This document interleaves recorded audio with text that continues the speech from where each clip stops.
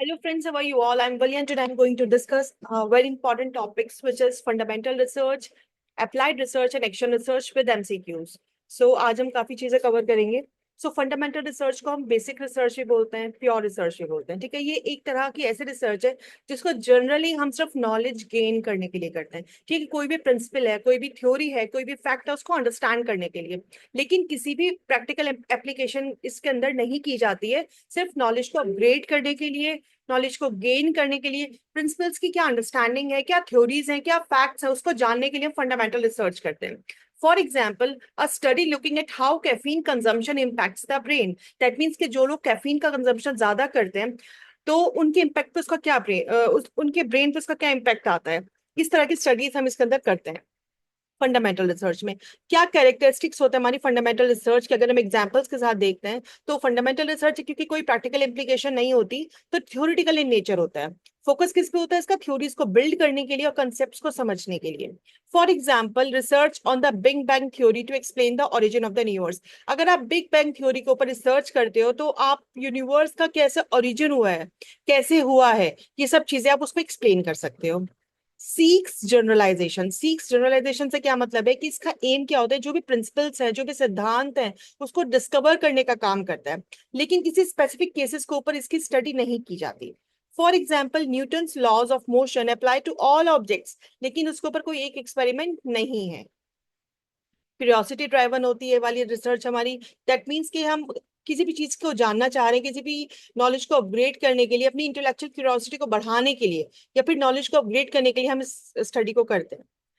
इसका एग्जांपल क्या आता है? Scientist studying black hole just to understand their nature. अगर कोई भी साइंटिस्ट ब्लैक होल के बारे में पढ़ रहा है तो उसके नेचर को अंडरस्टैंड करने के लिए पढ़ रहा है. इसकी कोई प्रैक्टिकल इंप्लीकेशन नहीं है. नॉन प्रैक्टिकल फोकस है फंडामेंटल रिसर्च हमारी. दैट मीन्स इसका रियल लाइफ यूज नहीं है. लेकिन हम ये कहते हैं कि जो हम अंडरस्टैंडिंग को बढ़ाने के लिए फंडामेंटल रिसर्च करते हैं ना, तो उस वो कहीं ना कहीं प्रैक्टिकल एप्लीकेशन के लिए फाउंडेशन क्रिएट हो जाता है. दैट मीन्स उसके आगे हम फर्दर स्टडी कर सकते हैं प्रैक्टिकल. लेकिन फंडामेंटल रिसर्च प्रैक्टिकल नहीं होती, लेकिन इससे आगे अगर आप करेंगे, इसको अप्लाइड रिसर्च में लेके जाएंगे तो वो आपका प्रैक्टिकल इम्प्लीकेशंस हो जाती हैं. फिर फाउंडेशन है ये हमारे अप्लाइड रिसर्च के लिए, बिल्कुल ठीक बात है. ये एक बेस प्रोवाइड करता है प्रैक्टिकल सॉल्यूशंस के लिए, क्योंकि ये आपको थ्योरीज प्रोवाइड करता है, ये आपको प्रिंसिपल्स को अच्छे से अंडरस्टैंड करा देता है. तो उसके बेसिस पे आप आगे कोई भी प्रैक्टिकल रिसर्च करना चाहें तो आप कर सकते हैं. Research on electromagnetic waves later led to the invention of radio and TV. For example, जब रेडियो एंड टीवी का इन्वेंशन हुआ था तो उसके बाद इलेक्ट्रोमैग्नेटिक वेव्स के ऊपर रिसर्च की गई थी, तो इसने इस चीज को प्रमोट किया था. लॉन्ग टर्म इम्पैक्ट देखते हैं अगर हम इसका, तो रिजल्ट्स जो होते हैं बहुत ज्यादा यूजफुल नहीं होते but become valuable over time. लेकिन टाइम टू टाइम के साथ चीजें वैल्यूएबल हो जाती है. जैसे आइंस्टाइंस की थ्योरी थी रिलेटिविटी की, बिकेम यूजफुल बहुत सालों बाद हुई थी जब जीपीएस टेक्नोलॉजी को हमने यूज किया.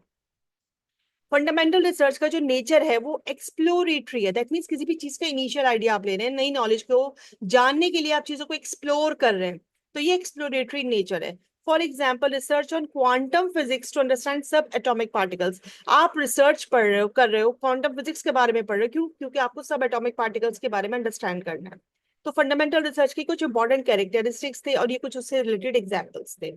नेक्स्ट, इसका क्या एडवांटेज है, हम क्यों करते हैं फंडामेंटल रिसर्च? ताकि जो हमारी नॉलेज हो वो अपग्रेड हो. मतलब एक लिमिटेड नॉलेज आपको नहीं रखनी. जब आप नॉलेज को बढ़ाना चाहते हैं, कुछ नए प्रिंसिपल्स को, कुछ नए थ्योरीज को जानना चाहते हैं, तो तब हम फंडामेंटल रिसर्च करते हैं. और ये हमें थ्योरी को डेवलप करने में भी हेल्प करती है, हमें प्रोवाइड करती है फाउंडेशन किसका आगे. अगर हम कोई करना चाहे, कोई अप्लाइड इनोवेशन करना चाहे, कोई टेक्नोलॉजी से रिलेटेड इनोवेशन करना चाहे, तो हमारी नॉलेज यहाँ पर अपग्रेड हो जाती है. ये हमें इनहेंस करती है understanding of natural and social phenomena को. ये इंकरेज करती है कि हमारी जो इंटेलेक्चुअल ग्रोथ हो और हम चीजों को क्रिटिकली सोच पाए, थिंकिंग को डेवलप करती है. अब बात करते हैं हमारे डिसएडवांटेज. इसका क्या डिसएडवांटेज है? दैट मीन्स क्योंकि हम जानते हैं कि इसका कोई प्रैक्टिकल यूज हम इसके अंदर नहीं करते फंडामेंटल रिसर्च में, लेकिन ये हमें फाउंडेशन प्रोवाइड करती है. ठीक है, एक्सपेंसिव होती है, टाइम कंज्यूमिंग होती है, क्योंकि इसमें हम एक्सप्लोर करते हैं. रिजल्ट्स जो होते हैं काफी हद तक थ्योरेटिकल होते हैं, बहुत सालों तक चलते हैं before application. Difficult to explain its importance to policy makers और फंडिंग एजेंसीज. जनरली हम जो फंडामेंटल रिसर्च करते हैं, क्योंकि इसके अंदर हम फिनोमिना को समझते हैं, प्रिंसिपल्स को समझते हैं, तो पॉलिसी मेकर्स जो होते हैं, जो पॉलिसीज बनाते हैं करंट सिचुएशंस को देख के, या जो फंडिंग एजेंसीज होती है, उनके लिए बहुत ज्यादा हेल्पफुल नहीं होती. और ये रियल वर्ल्ड प्रॉब्लम्स को भी डायरेक्टली सॉल्व नहीं कर सकती. तो अगर हम कंक्लूजन देखते हैं, जो अभी हमने फंडामेंटल रिसर्च पढ़ी which is basic research and pure research, ये हमारी नॉलेज को अपग्रेड करती है, ठीक है, लेकिन without focusing on immediate problems को सॉल्व करने का काम फंडामेंटल रिसर्च नहीं करती। ये हमें फाउंडेशन प्रोवाइड करती है कि अगर हम आगे अप्लाइड रिसर्च करना चाहें, फ्यूचर इनोवेशंस करना चाहें, तो उसमें हमें ये एक अच्छा बेस प्रोवाइड करती है। ये है हमारा फंडामेंटल रिसर्च। अब आता है हमारा अप्लाइड रिसर्च। अप्लाइड नाम से क्लियर है, दैट मीन्स यहाँ पे आप प्रैक्टिकल इंप्लीकेशंस को यूज कर रहे हो। यहाँ पर हम किस लिए यूज करते हैं अप्लाइड रिसर्च को? जब आपको कोई भी प्रैक्टिकल प्रॉब्लम्स को सॉल्व करना हो या अपनी रियल लाइफ कंडीशंस को इम्प्रूव करना हो, तो it applies the knowledge gained from fundamental research to find solutions, innovations और इम्प्रूवमेंट्स। फंडामेंटल रिसर्च से हमने फाउंडेशन प्रोवाइड कर लिया, यहाँ हम नए सॉल्यूशंस निकाल सकते हैं, नए इंप्रूवमेंट्स निकाल सकते हैं बहुत सारी फील्ड्स के अंदर, जैसे मेडिसिन हुआ, इंजीनियरिंग हुआ, एजुकेशन हुआ, सोशल साइंसेज हुआ। तो हम ये कह सकते हैं जो अप्लाइड रिसर्च होती है फोकस किस पे करती है कि जो थ्योरीज यूज हो चुकी है उसकी नॉलेज को लेके ये एवरीडे प्रॉब्लम्स को सॉल्व कर सकती है। तो इसलिए अप्लाइड रिसर्च जो होती है हमारी रियल लाइफ प्रॉब्लम्स को सॉल्व करने में ज्यादा हेल्पफुल होती है। प्रैक्टिकल इन नेचर होती है कि किस तरह से, अगर हमें देख रहे हैं फॉर एग्जांपल अगर हम लेते हैं कि ऐसी क्रॉप्स लगाई जाए जहाँ पे पानी कम आता है, जहाँ पर रेन कम होती है, तो ड्रॉट रेजिस्टेंट क्रॉप्स आप कहाँ पे लगा सकते हैं? जहाँ पे क्रॉप्स अच्छी हों। गोल ओरिएंटेड होती है, क्योंकि जो अप्लाइड रिसर्च होता है उसका एक गोल ओरिएंटेड रिसर्च होती है, क्लियर पर्पस होता है किस प्रोडक्ट के डेवलपमेंट के लिए आपको उसको कराना है, किस प्रोसेस के डेवलपमेंट के लिए आप उसे करना चाह रहे हैं। Creating a faster mobile charging technology इसका एग्जांपल हुआ। अब फंडामेंटल रिसर्च पे बेस्ड होती है, क्योंकि उसके अंदर हम थ्योरीज बनाते हैं और इसके अंदर हम थ्योरीज को क्या करते हैं? अप्लाई करते हैं, नए प्रिंसिपल्स बनाते हैं, जो ऑलरेडी डिस्कवर हो चुके हैं प्रिंसिपल्स उनके ऊपर हम नई थ्योरी को अप्लाई करके देखते हैं। एटॉमिक थ्योरी को यूज करते हुए न्यूक्लियर पावर प्लांट्स पे डिजाइन किया जाता है। इमीडिएट यूटिलिटी होती है आपकी अप्लाइड रिसर्च की, क्योंकि ये आपको डायरेक्ट बेनिफिट प्रोवाइड करती है सोसाइटी को, इंडस्ट्रीज को। कैसे प्रोवाइड करती है? जब आप किसी मेडिसिन पे रिसर्च करोगे, आप किसी एजुकेशन के ऊपर रिसर्च करोगे, तो उससे आपको सोसाइटी को भी बेनिफिट होगा, आपकी इंडस्ट्रीज को भी बेनिफिट होगा। ठीक है, जैसे अगर आप डेवलप करें कोई भी मेडिसिन डायबिटीज को कंट्रोल करने के लिए, तो जो भी डायबिटिक पेशेंट्स हैं उनको इसमें हेल्प मिलेगी। प्रॉब्लम सॉल्विंग अप्रोच होती है हमारी अप्लाइड रिसर्च की, क्योंकि इसका जो मेन अप्रोच होती है वो यही होती है कि आपको प्रॉब्लम को सॉल्व कैसे करना है। ठीक है, डिजाइन करना eco friendly packaging to reduce plastic waste. अगर आप प्लास्टिक वेस्ट को कम करना चाह रहे हैं तो आप इस तरह की पैकेजिंग लेके आएंगे जो आपके इन्वायरमेंट के लिए सुटेबल हो। तो ये प्रॉब्लम सॉल्विंग अप्रोच हो गई। कॉन्टेक्स्ट स्पेसिफिक की बात अगर हम करते हैं, results apply to particular fields और सिचुएशंस। जो भी हम इसके अंदर रिसर्च करते हैं, जो भी हम इसके अंदर निकालते हैं, अपने रिजल्ट्स निकालते हैं, वो एक पर्टिकुलर फील्ड के लिए निकालते हैं। ठीक है, कोई भी अगर हम एजुकेशन के पॉइंट ऑफ व्यू से देखते हैं, तो अगर आप स्कूल्स के ऊपर रिसर्च कर रहे हो तो आप देखो कि कौन सा टीचिंग मेथड है जो सबसे बेस्ट है रूरल स्कूल्स के लिए। अगर आप वहाँ पे सारे डिजिटल एजुकेशन ले आओगे लेकिन वहाँ पे इंफ्रास्ट्रक्चर ही नहीं होगा, तो आपकी टीचिंग मेथड्स कैसे अप्लाई किए जाएंगे? तो इस तरह की चीजें हैं, इस तरह की प्रॉब्लम्स हैं जो ये आपकी अप्लाइड रिसर्च देखती है। Short term effect benefits are often visible quickly in daily life, क्योंकि हम इसे जब अप्लाइड रिसर्च को रेगुलर प्रैक्टिकल सिचुएशंस पे यूज करते हैं अपनी डे लाइफ के लिए, तो इसके हमें बेनिफिट्स भी नजर आते हैं। फॉर एग्जांपल, अगर आप ट्रैफिक मैनेजमेंट सिस्टम को एआई के थ्रू यूज करोगे, तो कहीं ना कहीं वो उसको जल्दी इंप्रूव करेगा, तो इसके रिजल्ट्स हमें बहुत जल्दी नजर आते हैं। अब कुछ एग्जांपल्स हैं अप्लाइड रिसर्च, जैसे अगर आपने अभी हमने कहा ना इसके क्या क्या फायदे हैं जो हमारे एवरीडे लाइफ में हमारे यूज हो सकते हैं। डेवलप करना वैक्सीन, अगर आप कोई भी वैक्सीन डेवलप करें किसी भी नई डिजीज के लिए, चाहे वो डायबिटीज हो, चाहे वो कोई भी कोविड हो, तो उससे क्या होगा? आपको क्विक इंप्रूवमेंट भी नजर आएगा, आपको क्विक लगेगा कि हाँ इसके रिजल्ट्स नजर आ रहे हैं। डिजाइन करना कोई भी इन्वायरमेंट फ्रेंडली फर्टिलाइजर जिससे क्रॉप का प्रोडक्शन बढ़े। रिसर्च करना कोई बेटर टीचिंग मेथड्स आप लेके आ रहे हो एजुकेशन के अंदर, ये आपका अप्लाइड रिसर्च में आता है। इलेक्ट्रिक व्हीकल्स को लेके, रोड टेक्नोलॉजी को लेके, बैटरी को लेके आप इंप्रूव करने की बात कर रहे हो। आप डेवलप कर रहे हो एप्स किसके लिए? ऑनलाइन लर्निंग के लिए, ताकि स्टूडेंट का जो लर्निंग आउटकम है वो अच्छा निकल के आए और वो इंप्रूव हो टाइम टू टाइम। तो इस तरह के एग्जाम्पल्स हैं हमारे अप्लाइड रिसर्च के।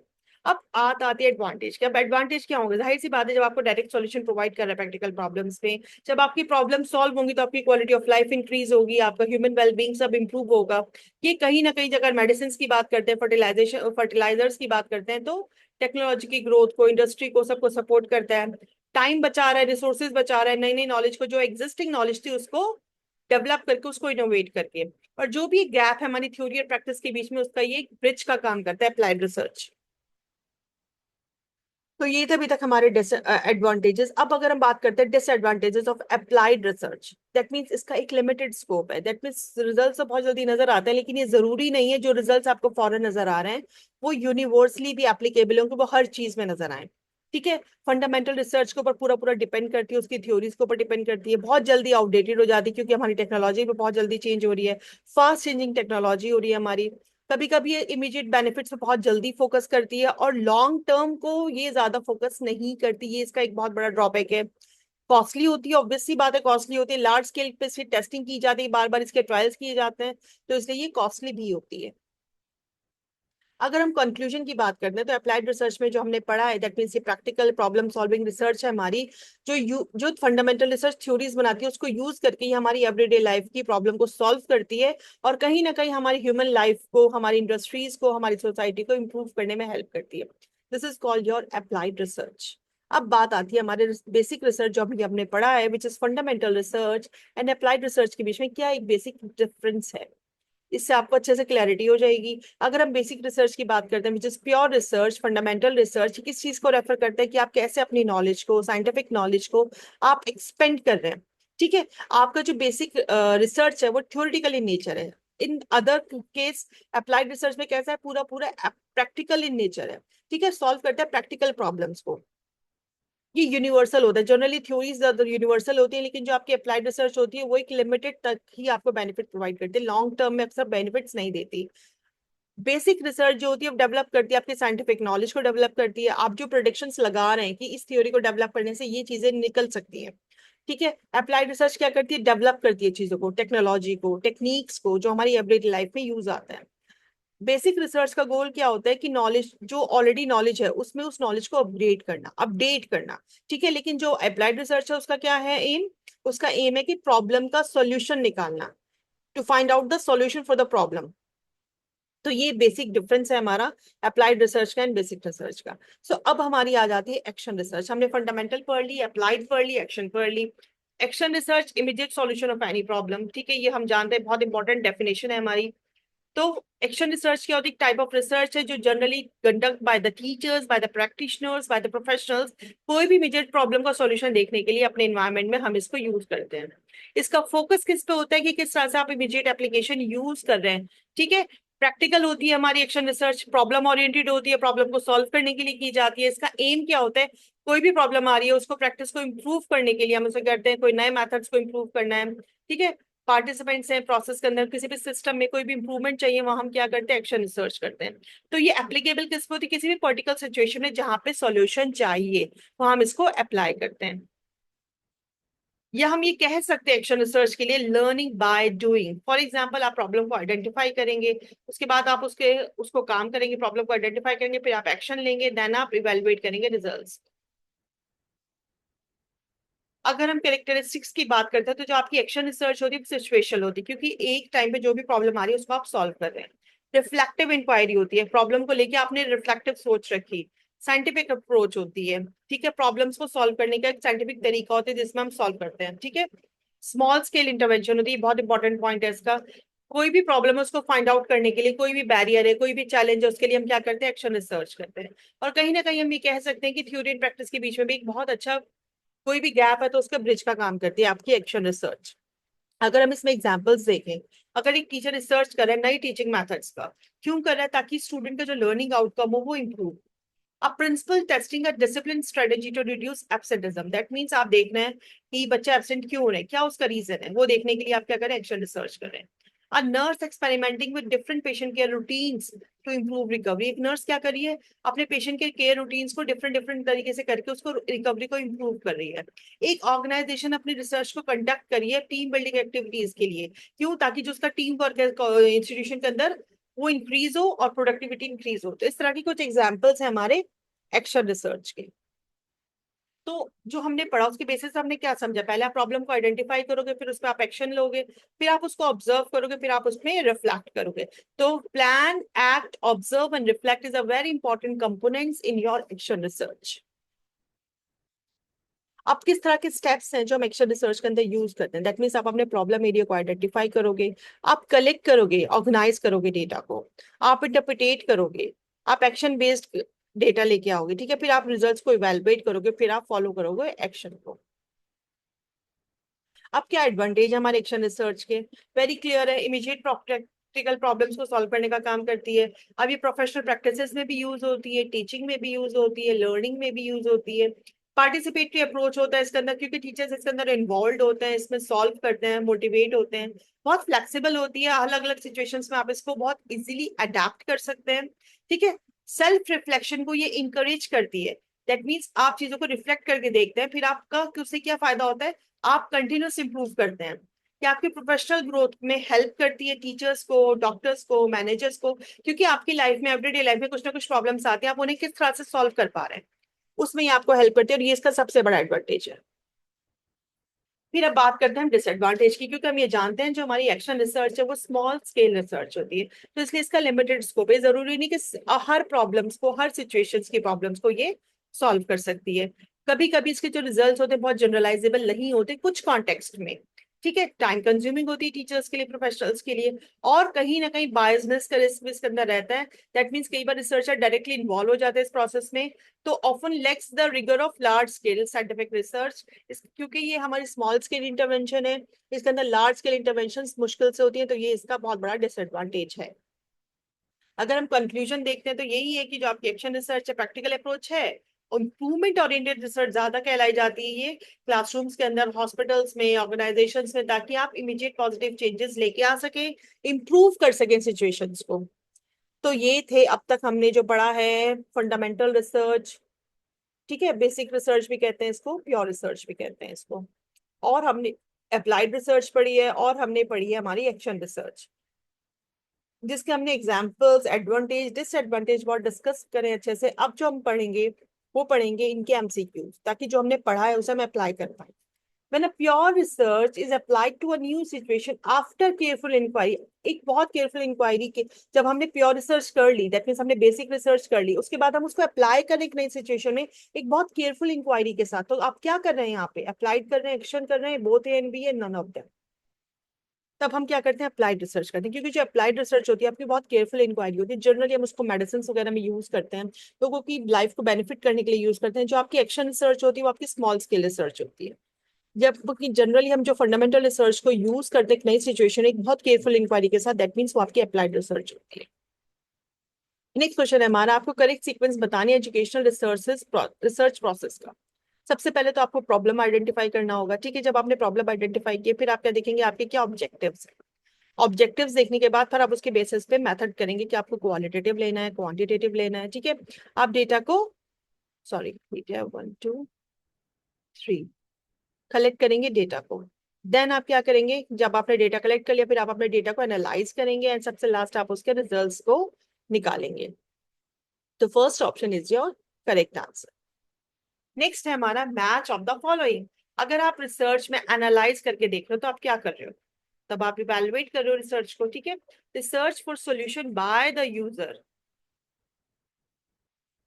बाय द यूजर की बात अगर हम करते हैं तो that means researcher for immediate solution जो निकालता है यूजर, वो होता है आपका एक्शन रिसर्च में। जब आप थ्योरी को कंस्ट्रक्ट करते हैं तो हम किस में करते हैं, प्योर रिसर्च में, विच इज फंडामेंटल रिसर्च। तो इसके अकॉर्डिंग आपको जो बी ऑप्शन है which is your correct answer. Next question है हमारा, आपको बताने में से कौन सा मोस्ट एसेंशियल कैरेक्टरिस्टिक है रिसर्च वर्कर का। जो रिसर्चर होता है उसका क्या इंपॉर्टेंट कैरेक्टरिस्टिक है, सिंपैथी, पेशेंस, ओपन माइंडेडनेस, या फिर इमोशनल कंट्रोल। रिसर्चर के लिए अगर हम बात करते हैं तो ओपन माइंडेडनेस होना बहुत इंपॉर्टेंट है रिसर्चर को, उसको फ्लेक्सिबल होना बहुत इंपॉर्टेंट है, ताकि वो हर तरह की क्रिटिक्स को, सजेशंस को इजिली हैंडल करे। ठीक है। उसे पॉजिटिवली ले, क्योंकि अगर वो अपनी चीजों को लेकर रिजिड रहेगा तो वो रिसर्च करने में उसे प्रॉब्लमेटिक बन जाएगा। Which of the following is not a characteristic of scientific research. आपको बताना है इसमें से कौन सा कैरेक्टरिस्टिक नहीं है हमारी साइंटिफिक रिसर्च का। Objectivity, subjective estimate, no use of hypothesis and sequential thinking.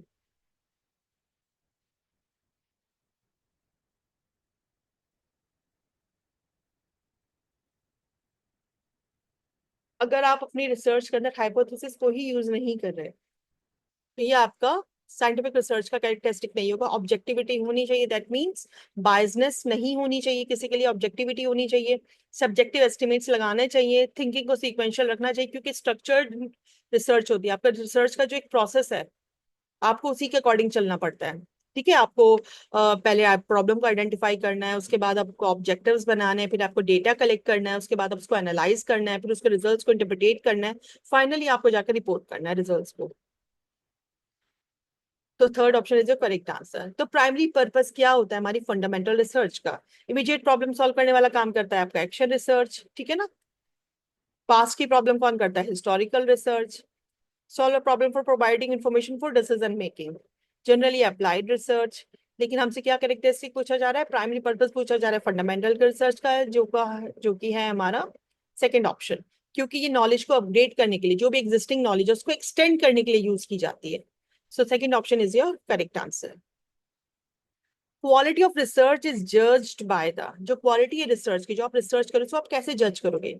ठीक है, रेलेवेंस होना चाहिए, आप जो चीज करना चाह रहे हो रिसर्च, वही चीज आप करो। ऐसा ना हो कि आपकी रिसर्च करते हुए डायरेक्शन चेंज हो जाए। सो फर्स्ट ऑप्शन तो बिल्कुल ठीक लग रहा है। नेक्स्ट देखते हैं, methodology followed in conducting the research, जो आप मैथोलॉजी यूज कर रहे हैं अपने रिसर्च को कंडक्ट करने के लिए, ये भी ठीक है। रिसर्च की डेप्थ देखना, रिसर्चर का एक्सपीरियंस। लेकिन क्वालिटी की बात अगर हम करते हैं तो क्वालिटी आप कैसे देखोगे कि जो रिसर्च आप करना चाह रहे हो, जो ऑब्जेक्टिव्स आपने अपनी रिसर्च के लिए बनाए हैं, आप उनको फुलफिल कर पा रहे हो कि नहीं कर पा रहे हो? सो फर्स्ट ऑप्शन जो है इसका बिल्कुल करेक्ट आंसर है। नेक्स्ट क्वेश्चन है, मे बी हमारा लास्ट क्वेश्चन होगा हमारी क्लास का। So which one of the following statement is most correct about the difference between applied and action research? अगर अप्लाइड और एक्शन रिसर्च की बात करते हो तो उसके अकॉर्डिंग आपका मोस्ट करेक्ट आंसर क्या होगा? अप्लाइड रिसर्च एड करती है organised body of scientific knowledge, action research does not. गलत है, ये तो दोनों साइंटिफिक नॉलेज को करती हैं।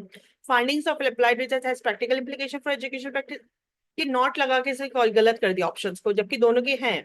बस एक्शन रिसर्च आपकी स्मॉल स्केल रिसर्च है, अप्लाइड रिसर्च आपकी लॉन्ग टर्म रिसर्च है। While applied research and action research both are undertaken to solve immediate practical problems, in action research, the researcher is the same person as the practitioner who will use the findings of the research. अक्सर ऐसा होता है जो practitioner ही हो सकता है researcher जो action research करता है, क्योंकि टीचर्स करते हैं, प्रोफेशनल्स करते हैं, इसके लिए रिसर्चर होना जरूरी नहीं है, प्रैक्टिशनर भी होता है जो एक्शन रिसर्च करता है। थर्ड ऑप्शन आपका बिल्कुल ठीक है। Difference between them is that of nomenclature only, otherwise they are the same, ये भी गलत है। तो थर्ड ऑप्शन जो है आपका, difference between applied and action research, is the correct option. तो ये आपका करेक्ट आंसर है। So thank you friends, stay blessed, enjoy learning and see you soon in the next video. Bye bye.